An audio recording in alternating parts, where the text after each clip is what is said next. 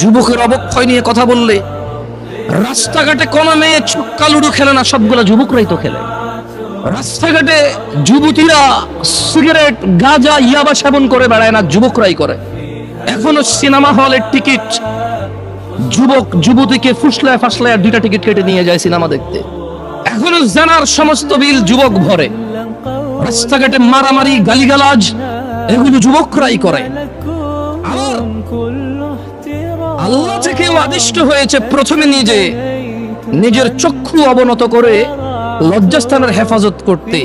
সেই যুবক কিনা বেপরদা মহিলার দিকে তাকিয়ে থেকে ফেসবুকে পোস্ট করে, মাইক হাতে বেয়ে কথা বলে, জায়গা জায়গায় সমালোচনা করে, সমাজটা নষ্ট হয়ে গেছে, নারীরাই নষ্টের মূল, বেপরদা চলে, সব ছেলে নষ্ট করে দিছে। অথচ ও ল্যাংটা হাঁটলেও পুরুষের জন্য আল্লাহর পক্ষ থেকে আদেশ, নিচে তাকাবে তারপরে হাঁটবে।